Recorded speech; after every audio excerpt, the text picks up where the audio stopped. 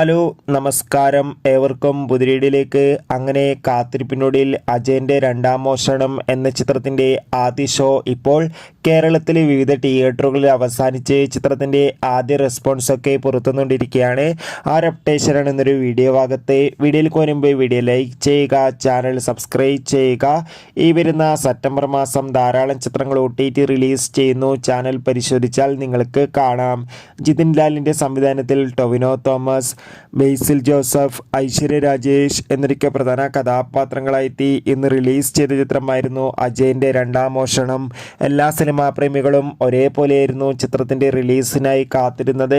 അങ്ങനെ കാത്തിരിപ്പിനൊടുവിൽ അജയൻ്റെ രണ്ടാം മോഷണം എന്ന ചിത്രത്തിൻ്റെ ആദ്യ ഷോ കേരളത്തിലെ വിവിധ തിയേറ്ററുകളിൽ അവസാനിക്കുമ്പോൾ ചിത്രത്തിന് മികച്ചൊരു പോസിറ്റീവ് റെസ്പോൺസ് തന്നെയാണ് ലഭിച്ചിട്ടുള്ളത്.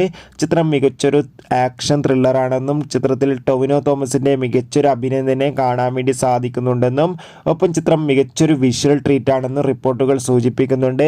കാത്തിരിക്കാൻ നമുക്ക് അജയൻ്റെ രണ്ടാം മോഷണം എന്ന ചിത്രത്തിൻ്റെ കൂടുതൽ അപ്ഡേഷൻ അറിയാൻ വേണ്ടി ചിത്രം കണ്ടവരുടെ അഭിപ്രായം കമൻറ്റ് ചെയ്യുക.